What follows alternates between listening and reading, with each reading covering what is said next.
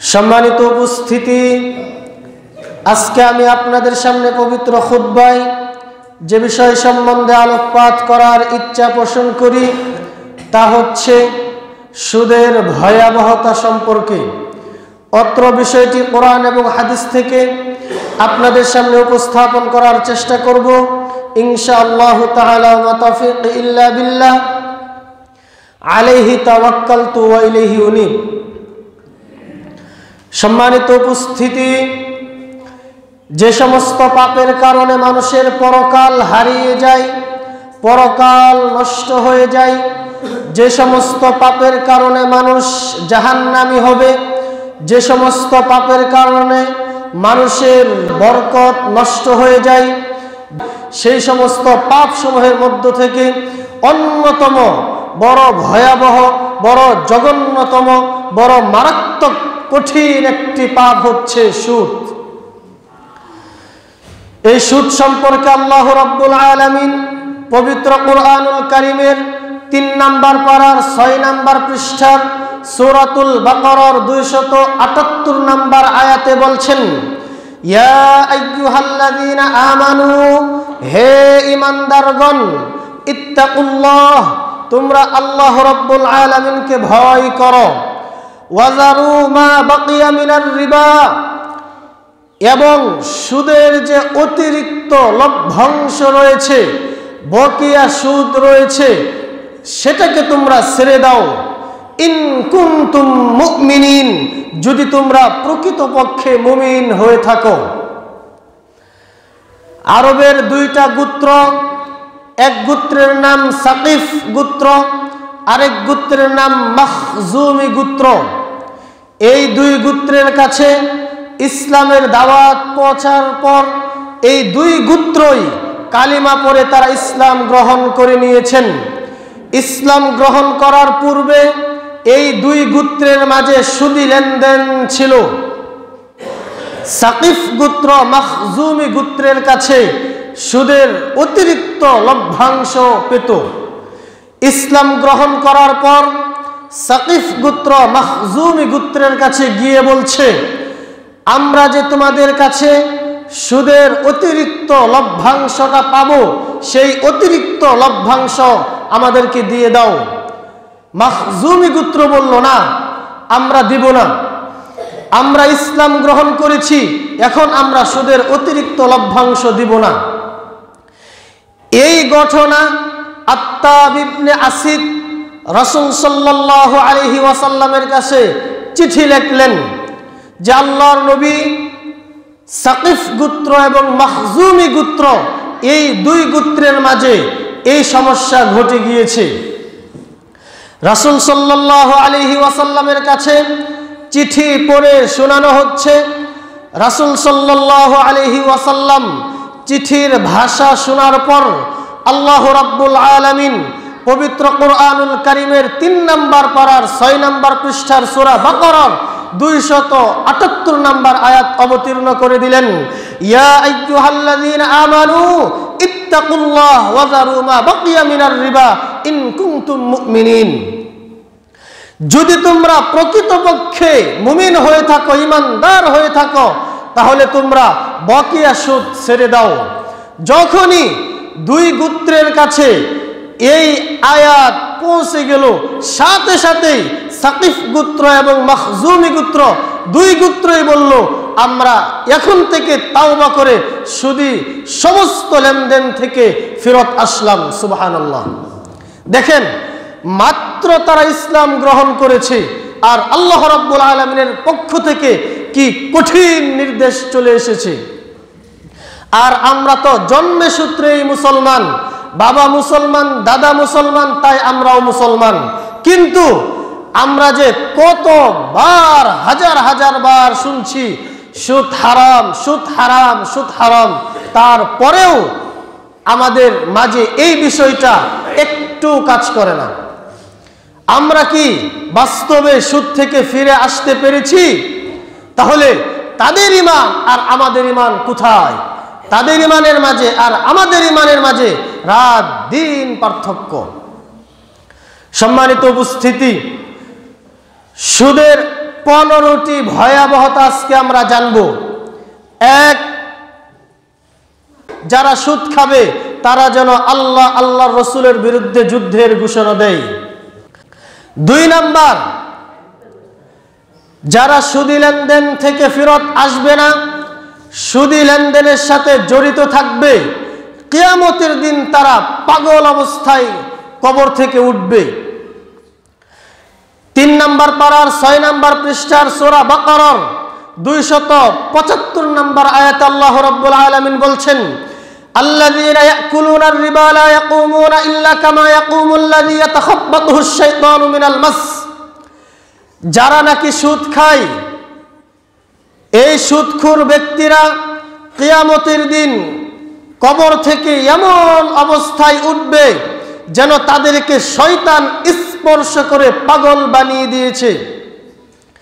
কোন ব্যক্তিকে যদি শয়তান ধরে, শয়তান স্পর্শ করে, ওই ব্যক্তি যেমন পাগলামি করে পাগল হয়ে যায়, ওই শয়তানে স্পর্শ করা ব্যক্তির ন্যায় ওই রকম পাগল অবস্থায় সুদখোর কিয়ামতের দিন তার কবর থেকে উঠবে।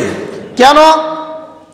এর পরের অংশে আল্লাহ রাব্বুল আলামিন বলছেন, যালিকা বিআন্নাহুম ক্বালু ইন্নামাল বাইউ মিসলুর রিবা।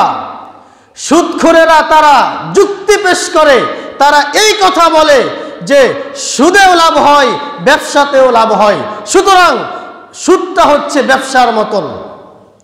তারা যুক্তি পেশ করে।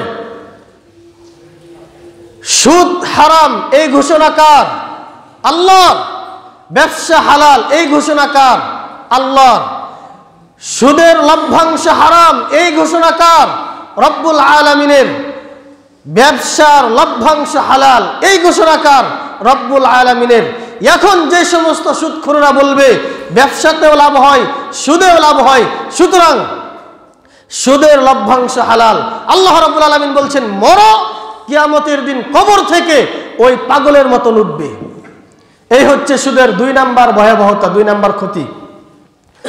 সুদের 3 নাম্বার ক্ষতি হচ্ছে, যারা সুদ খাবে এই সমস্ত সুদখোররা কিয়ামতের দিন গলায় ফাঁস লাগানো ব্যক্তির নেই কিয়ামতের দিন কবর থেকে উঠবে। কারো গলায় যদি ফাঁস লাগিয়ে দেওয়া হয়, নিঃশ্বাস যায় অবস্থা, ইয়ামত অবস্থায় সুদখোরেরা হা হা করতে করতে কবর থেকে উঠবে। লোকজন দেখেই চিনতে পারবে এরাই হচ্ছে দুনিয়ার সেই বিখ্যাত সুদখোর। উমদাতুত তাফসীর 1 নম্বর খণ্ড 330 নম্বর পৃষ্ঠায় বর্ণিত হয়েছে, আব্দুল্লাহ ইবনে আব্বাস রাদিয়াল্লাহু তাআলা আনহু বলছেন, আকিলুর রিবা ইউবাসু ইয়াউমাল কিয়ামাতি মাজনুনান ইউখনাক। কিয়ামতের দিন সুদখোররা কবর থেকে উঠবে পাগল অবস্থায়, আর তাদের গলায় যেন কেউ ফাঁস লাগিয়ে দিয়েছে, ফাঁস রুদ্ধ ব্যক্তির ন্যায় হা হা করতে করতে কবর থেকে উঠবে। শুধু তাই নয়, কিয়ামতের দিন আল্লাহ রাব্বুল আলামিন সুদখোরদেরকে লক্ষ্য করে বলবেন, ইউকালু ইয়াউমাল কিয়ামাতি লিআকিলির রিবা খুয সিলাহাকা লিল হারব। কিয়ামতের দিন আল্লাহ রাব্বুল আলামিন সুদখোরদেরকে বলবেন, ও সুদখোরেরা, তোমাদেরকে আমি আল্লাহ আমার রসুল দুনিয়াতে জানিয়েছিল সুদ হারাম, সুদ থেকে নিষেধ করার পরেও তোমরা সুদি লেনদেন থেকে ফেরত আসো নাই। খুয সিলাহাকা লিল হারব, নেও এখন তুমি অস্ত্র নাও, অস্ত্র নিয়ে আজকে কিয়ামতের মাঠে আমার সাথে তুমি লড়াই করো, নেও আমার সাথে তুমি লড়াই করার জন্য প্রস্তুত হয়ে যাও। কত বড় ভয়াবহ কথা! কিয়ামতের দিন তো এমনি অবস্থা 12টা বেজে যাবে, তারপরেও যদি আল্লাহ রাব্বুল আলামিন কোন ব্যক্তিকে লক্ষ্য করে এইভাবে বলে, ওই ব্যক্তির অবস্থা কেমন ভয়াবহ হবে একটু কল্পনা করে দেখেন। এই হচ্ছে সুদখোরের 3 নাম্বার ভয়াবহতা, সুদের 3 নাম্বার ভয়াবহতা। 4 নাম্বার, যারা সুদি লেনদেন করবে, এই সুদি লেনদেন করার কারণে সুদখোরেরা হালাল রিজিক থেকে বঞ্চিত হয়। দলিল 6 নাম্বার পারার 2 নাম্বার পৃষ্ঠার সূরাতুন নিসার 161 এবং 162 নাম্বার আয়াতে আল্লাহ রাব্বুল আলামিন বলছেন, ফাবিযুলমিন মিনাল্লাযীনা হাদু হাররামনা আলাইহিম তাইয়্যিবাতিন উহিল্লাত লাহুম। ইহুদিদের জুলুমের কারণে, তাদের জুলুমের কারণে আমি রব্বুল আলামিন তাদের জন্য যে সমস্ত পবিত্র জিনিস যেটা তাদের জন্য বৈধ ছিল, ওই পবিত্র জিনিস আমি রব্বুল আলামিন তাদের জন্য হারাম করে দিলাম। পবিত্র জিনিস যেটা তাদের জন্য আল্লাহ রব্বুল আলামিন বৈধ করেছেন, সেই বৈধকৃত জিনিস আল্লাহ রব্বুল আলামিন পবিত্র জিনিস তাদের জন্য হারাম করে দিলেন। কেন? এক নাম্বার, জুলুমের কারণে। দুই, ওয়াবিসাদ্দিহিম আন সাবিলিল্লাহ, আল্লাহর পথ থেকে মানুষকে বাধা দেওয়ার কারণে। তিন, ওয়া আখযিহিমুর রিবা ওয়া ক্বাদ নুহু আনহু, সুদ থেকে নিষেধ করার পরেও সুদ গ্রহণ করার কারণে। আলেম উলামারা সুদ থেকে নিষেধ করার পরেও আলেম উলামাদেরকে ঠাট্টা করে, বিদ্রূপ করে, উপহাস করে, কথাকে উড়িয়ে দিয়ে যারা আরো বেশি বেশি সুদ খাবে, আল্লাহ রাব্বুল আলামিন তাদের জন্য যে হালাল রিজিক তাদের ভাগ্যে বরাদ্দ করে রেখেছিলেন, এই সুদি লেনদেনের সাথে লিপ্ত হওয়ার কারণে, সুদ খাওয়ার কারণে আল্লাহ রাব্বুল আলামিন তাদের ভাগ্যে ওই হালালকৃত রিজিক থেকে আল্লাহ রাব্বুল আলামিন তাদেরকে বঞ্চিত করে দিবেন। কোন একজন সুদখোর সুদ খেয়ে যাচ্ছে, কোন একটা সময় দেখবেন ডাক্তার বলে বসবে, আপনি আজকের পর থেকে যাও ছাড়া আর কিচ্ছু খেতে পারবেন না। বলেন, এই যে সুদ খেয়ে লক্ষ লক্ষ কোটি কোটি টাকা বানাইলেন, কি লাভ হলো? অথচ আপনার জন্য পোলাও, কুরমা, মাছ, মাংস, ফল মূল, মিষ্টি থেকে শুরু করে কত ধরনের নিয়ামত আল্লাহ রাব্বুল আলামিন আপনার জন্য বরাদ্দ করে রেখেছিলেন, কিন্তু আপনি সুদ খাওয়ার কারণে, সুদি লেনদেনের সাথে জড়িত থাকার কারণে আল্লাহ রাব্বুল আলামিন আপনাকে সমস্ত নিয়ামত থেকে বঞ্চিত করে দিলেন। আপনাকে যেদিন বলবে ডাক্তার আজকের পর থেকে আর যাও ছাড়া কিচ্ছু খেতে পারবেন না, ঠিক আপনি কিন্তু ওই দিনের পর থেকে যাও ছাড়া আর কিছুই খাবেন না, কারণ ডাক্তার যে নিষেধ করেছে। তাহলে আপনার জন্য আল্লাহ রাব্বুল আলামিন অনেক নিয়ামত রাজি দিয়েছিলেন, কিন্তু আপনার কর্মের ফলে, সুদি লেনদেনের সাথে জড়িত থাকার কারণে আল্লাহ রাব্বুল আলামিন আপনার ভাগ্য থেকে, আপনার থেকে সমস্ত হালাল রিজিক, সমস্ত হালাল নিয়ামত ছিনিয়ে নিয়েছেন। তাহলে সুদি লেনদেনের সাথে জড়িত থাকার কারণে হালাল রিজিক থেকে বঞ্চিত হয়ে যেতে হয়। এই হচ্ছে সুদের 4 নাম্বার ক্ষতি। সুদের 5 নাম্বার ক্ষতি হচ্ছে, সুদের কারণে এলাকায় গজব আসে।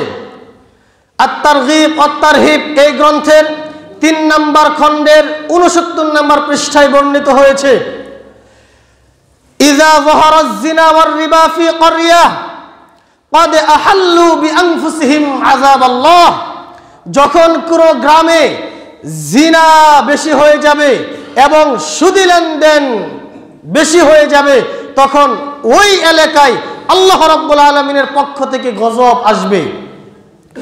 আল্লাহ রাব্বুল আলামিন কয় আমি গজব দিব না, সুদখোরেরা কয় না আল্লাহ আপনি আমাদের উপর গজব দেন।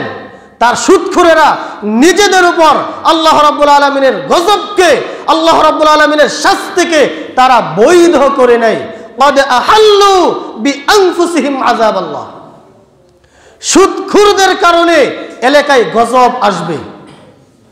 এই হচ্ছে 5 নাম্বার ভয়াবহতা। 6 নাম্বার, যেই এলাকায় সুদি কারবার বেড়ে যাবে ওই এলাকায় দুর্ভিক্ষ দেখা দিবে।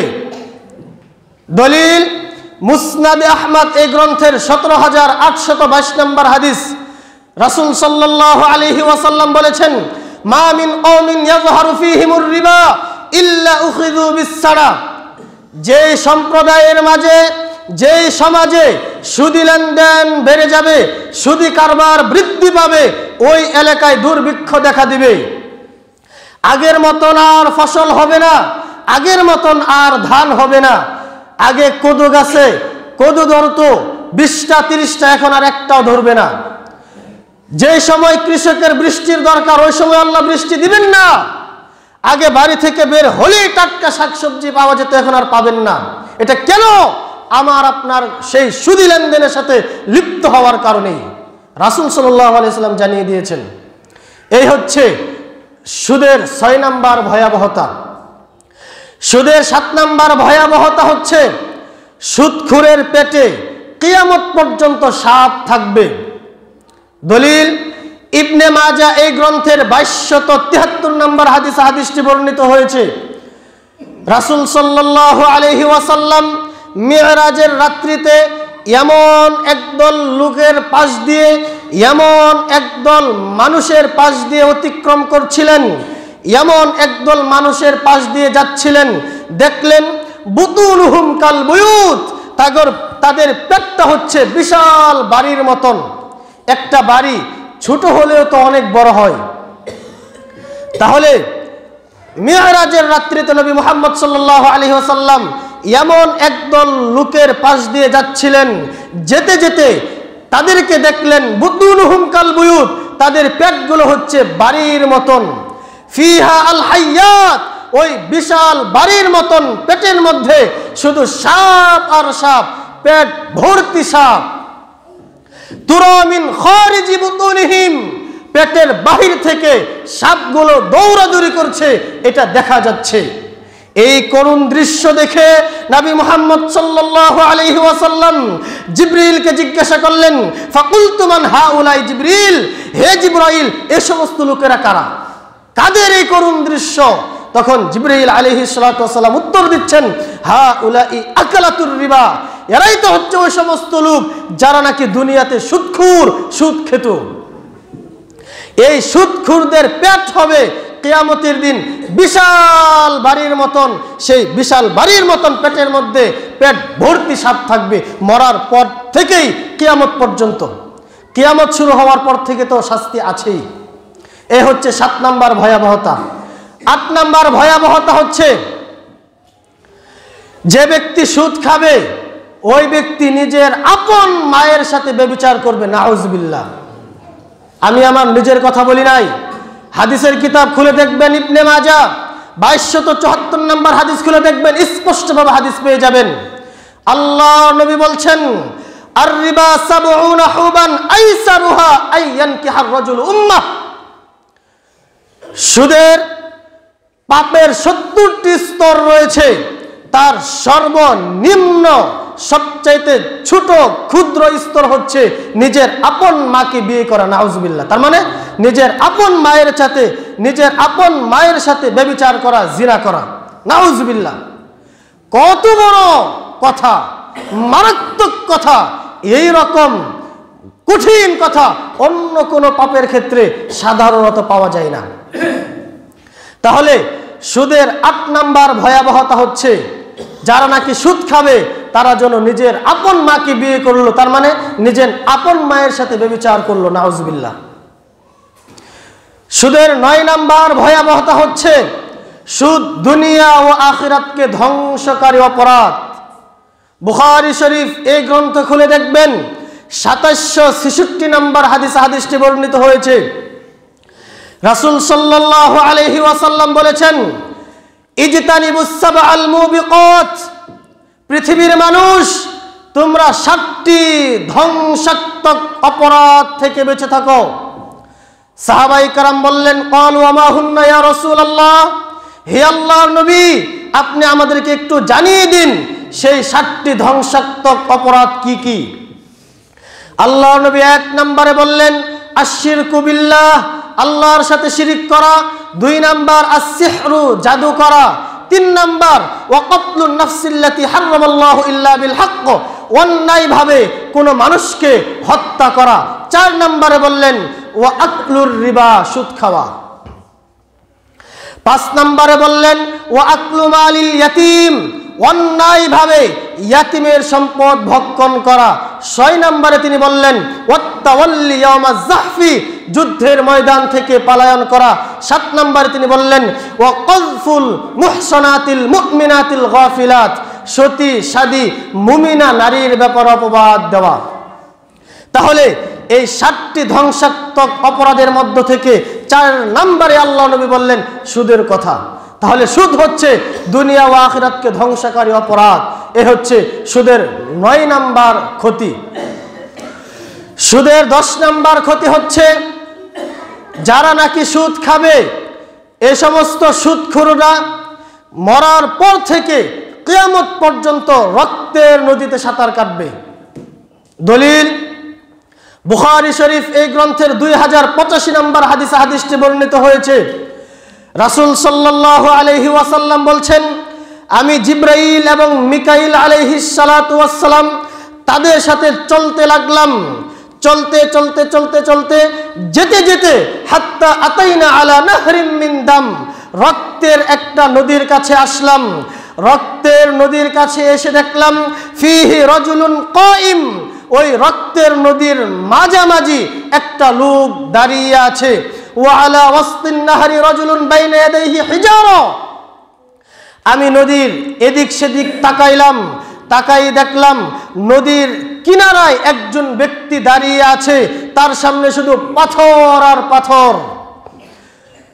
নদীর মাঝখানে যে লোকটা দাঁড়িয়ে আছে, রক্তের নদীর মাঝখানে যে লোকটা দাঁড়িয়ে আছে, ওই লোকটা যখন নদীর কিনারার দিকে আসতে চাই, কিনারায় যে লোকটা দাঁড়িয়ে আছে যার সামনে শুধু পাথর আর পাথর, ওই কিনারায় দাঁড়িয়ে থাকা ব্যক্তি, ওই নদীর মাঝখানের ব্যক্তিটা যখন কিনারায় আসতে চায় তার মুখ বরাবর পাথর নিক্ষেপ করে, পাথরের আঘাত খেয়ে ফারাদ্দাহু হাইসু কানা, সে যেই জায়গায় ছিল সেই জায়গায় চলে যায়। যতবার সে কিনারায় আসতে চাচ্ছে ততবার সে পাথর খাচ্ছে, তার চেহারা বরাবর মুখ বরাবর পাথর নিক্ষেপ করা হয়, পাথরের আঘাত খেয়ে সে যেই জায়গায় ছিল সেই জায়গায় চলে যাচ্ছে। কিয়ামত পর্যন্ত সে শুধু কিনারায় আসতে চাইবে আর পাথর খাবে আর মাঝখানে চলে যাবে। এইভাবে কিয়ামত পর্যন্ত তাকে শাস্তি দেওয়া হবে, নাউজুবিল্লাহ। তার মানে সুদখোর কিয়ামত পর্যন্ত রক্ত নদীতে এইভাবে সাঁতার কাটতেই থাকবে। সুদ কত ভয়াবহ অপরাধ। সুদের 11 নাম্বার ভয়াবহতা, 11 নাম্বার ক্ষতি, সুদখোর সুদ না ছাড়া পর্যন্ত 24টা ঘন্টা আল্লাহর রাসূলের অভিশাপ সুদখোরের উপর চলতে থাকে, নাউজুবিল্লাহ। নাসাই শরীফ এই গ্রন্থের 5103 নম্বর হাদিসটি বর্ণিত হয়েছে। রাসূল সাল্লাল্লাহু আলাইহি ওয়াসাল্লাম বলেছেন, লাআনা রাসূলুল্লাহি সাল্লাল্লাহু আলাইহি ওয়াসাল্লাম আকিলার রিবা ওয়া মুকিলাহু ওয়া কাতিবাহু ওয়া শাহিদা। 4 শ্রেণীর মানুষের উপরে আল্লাহর নবীর অভিশাপ, 4 শ্রেণীর মানুষের উপরে রাসূল সাল্লাল্লাহু আলাইহি ওয়াসাল্লাম লানত করেছেন, অভিশাপ দিয়েছেন। 1, যে ব্যক্তি সুদ খায়। 2, যে ব্যক্তি সুদ দেয়। 3, যে ব্যক্তি সুদি কারবার লেখে। 4, যে ব্যক্তি সুদি কারবারের সাক্ষী হয়। গ্রামের সহজ সরল মানুষ জানে না, বুঝে না, বলছে চল দোকানে চল, দোকানে নিয়ে সকালে একটা ডিম 2টা পরোটা খাওয়াইছে, খাওয়ানোর পরে বলছে একজনকে আমি 5 লক্ষ টাকা দিচ্ছি অথবা 1 লক্ষ টাকা দিচ্ছি, পরের বছর আমাকে 1,30,000 টাকা দিবে, তোরা 3 জন সাক্ষী থাক। ও তো সহজ সরল মানুষ, কিছু জানে না, তাকে নাস্তা খাওয়ানোর কথা বলে নিয়ে সুদের সাক্ষী বানিয়ে দিয়েছে। আল্লাহর নবী বলে দিচ্ছেন, কোন ব্যক্তি যদি সুদের সাক্ষী হয় আমি আল্লাহর নবীর অভিশাপ ওই ব্যক্তির উপরে। সাবধান থাকবেন, যে কোনো কাজে সাক্ষী দিতে যাবেন না, সাক্ষী হতে যাবেন না। অন্যায় কাজকে প্রশ্রয় দেওয়ার জন্য, অন্যায়কে প্রতিষ্ঠিত করার জন্য ওই সমস্ত অন্যায়মূলক কাজে কখনো সাক্ষী দিতে যাবেন না। এ হচ্ছে সুদের 11 নাম্বার ভয়াবহতা, 11 নাম্বার ক্ষতি। সুদের 12 নাম্বার ক্ষতি হচ্ছে কোন ব্যক্তি যদি 1 টাকা সুদ খায়, জেনে শুনে সামান্য পরিমাণ সুদ খায়, 36 বার জিনা করলে যেই পরিমাণ গুনাহ হয় তার থেকেও মারাত্মক বেশি গুনাহ হবে, নাউজুবিল্লাহ। 36 বার জিনা করলে আপনার যেই পরিমাণ গুনাহ হতো এর থেকেও অনেক অনেক অনেক গুণ বেশি গুনাহ হবে 1 টাকা সামান্য পরিমাণ জেনে শুনে সুদ খেলে। দলিল মুসনাদ আহমদ এই গ্রন্থের 22,007 নম্বর হাদিস খুলে দেখবেন, পেয়ে যাবেন। আল্লাহর নবী বলেছেন, দিরহামু রিবান ইয়াকুলুহুর রাজুল ওয়া হুয়া ইয়ালাম আশাদ্দু মিন 36 জিনিয়া। কোন ব্যক্তি যদি জেনে শুনে সামান্য পরিমাণ 1 দিরহাম পরিমাণ সুদ খায়, 36 বার জিনা করলে যেই পরিমাণ গুনাহ হবে তার থেকেও বেশি গুনাহ হবে 1 টাকা সামান্য পরিমাণ সুদ খেলে, নাউজুবিল্লাহ। এই হচ্ছে সুদের 12 নম্বর ভয়াবহতা, 12 নম্বর ক্ষতি। সুদের 13 নম্বর ক্ষতি হচ্ছে কোন ব্যক্তি যদি সুদি লেনদেন করা অবস্থায় মারা যায় তাহলে আল্লাহ রাব্বুল আলামিনের হক হচ্ছে ওই ব্যক্তিকে জান্নাত না দেওয়া। আল মুস্তাদরাক লিল হাকিম এই গ্রন্থের 2260 নম্বর হাদিসটি বর্ণিত হয়েছে। রাসূল সাল্লাল্লাহু আলাইহি ওয়াসাল্লাম বলেছেন, আরবাউন হাক্কুন আলাল্লাহ আল্লা ইউদখিলাহুমুল জান্নাহ, 4 শ্রেণীর মানুষ রয়েছে এমন যাদেরকে জান্নাত না দেওয়া আল্লাহ রাব্বুল আলামিনের হক। ওয়ালা ইউযিকুহুম নাঈমাহা, তাহলে 4 শ্রেণীর মানুষ রয়েছে এমন যাদেরকে জান্নাত না দেওয়া আল্লাহ রাব্বুল আলামিনের হক। 1, মুদমিনুল খামর, যারা নিয়মিত নিশাদার দ্রব্য খায় পান করে। 2, ওয়া আকলুর রিবা, যারা নাকি সুদ খায়।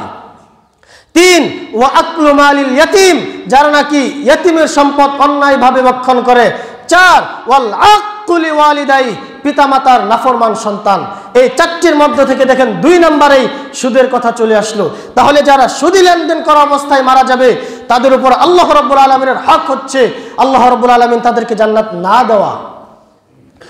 সুদের 14 নম্বর ভয়াবহতা হচ্ছে কিয়ামতের আগে এমন একটা সময় চলে আসবে, তার মানে বর্তমান সময়, এমন একটা সময় চলে আসবে আল্লাহর নবী 1450 বছর আগেই ভবিষ্যৎবাণী করে গিয়েছেন, আমার উম্মতের মাঝে মানুষের উপরে এমন একটা সময় চলে আসবে যেই সময় কেউ সুদ থেকে বাকি থাকবে না, সবাই সুদি লেনদেনের সাথে জড়িত হয়ে যাবে। দলিল আবু দাউদ শরীফ এই গ্রন্থের 33-31 নম্বর হাদিস 3331, এই হাদিসটি বর্ণিত হয়েছে। রাসূল সাল্লাল্লাহু আলাইহি ওয়াসাল্লাম বলেছেন, লা ইয়াতিয়ান্না আলান নাসি জামান লা ইয়াবকা আহাদুন ইল্লা আকালার রিবা, অবশ্যই এমন একটা সময় চলে আসবে মানুষের উপর যে সময় সব মানুষ সুদি লেনদেনের সাথে জড়িয়ে পড়বে, সবাই সুদ খাবে, যদিও বা কেউ সুদ না খায়। ফা ইল্লাম ইয়াকুলহু আসাবাহু মিন বুখারি, যদি কেউ সুদ না খায় তাহলে তার গায়ে অন্ততপক্ষে সুদের হাওয়া লাগবে। কিভাবে? একজন মানুষ সুদখোর এখন আপনাকে বলছে, আজকে আপনাকে আমি হোটেলে নিয়ে বিরিয়ানি খাওয়াবো। আপনি খেয়েছেন, খাওয়ার পরে দেখা গেল যে ওই যে আপনাকে নাস্তা করাইছে যে ব্যক্তি, ওই ব্যক্তি সুদের টাকা আপনাকে খাওয়াইছে।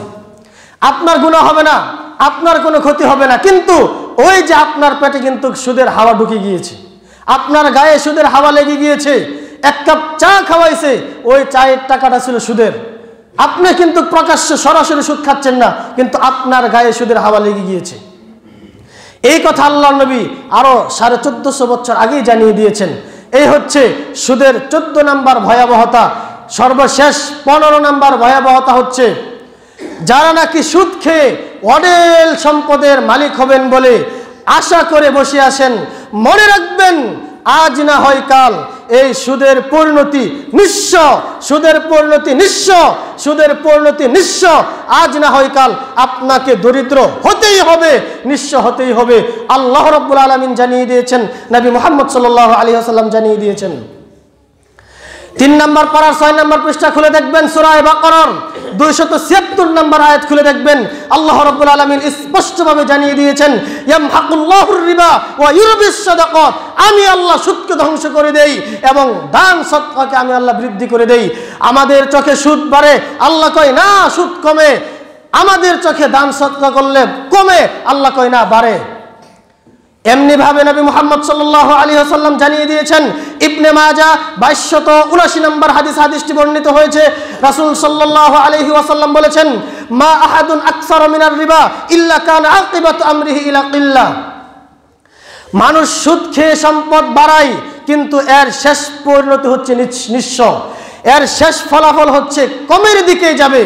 চতুর্দিক থেকে বিপদ আপদ বালা মুসিবত আপনি আপনার নিজের জীবদ্দশায় যদিও না দেখতে পান, আপনার পরবর্তী প্রজন্মদের মাঝে এমন এমন বিপদ চলে আসবে, আল্লাহর পক্ষ থেকে এমন এমন গজব চলে আসবে, চতুর্দিক থেকে তাদেরকে বিপদ আপদ গ্রাস করে নিবে। তারা পদে পদে অসম্মানিত হয়ে, অপদস্থ হয়ে, নিঃস্ব হয়ে, ফকির হয়ে, মিসকিন হয়ে, অসহায় হয়ে তারা পৃথিবী থেকে বিদায় নেবে। এই কথা আমি বলিনি, নবী মুহাম্মদ সাল্লাল্লাহু আলাইহি সাল্লাম, আল্লাহ রাব্বুল আলামিন স্বয়ং নিজেই পবিত্র কোরআনে ঘোষণা করেছেন, সুদের শেষ পরিণতি নিঃস্ব, আজ না হয় কাল আপনি হন অথবা আপনার পরবর্তী প্রজন্ম হোক, হবেই হবে, কারণ আল্লাহর কথা কখনো মিথ্যা হতে পারে না, রাসূলের কথা কখনো মিথ্যা হতে পারে না।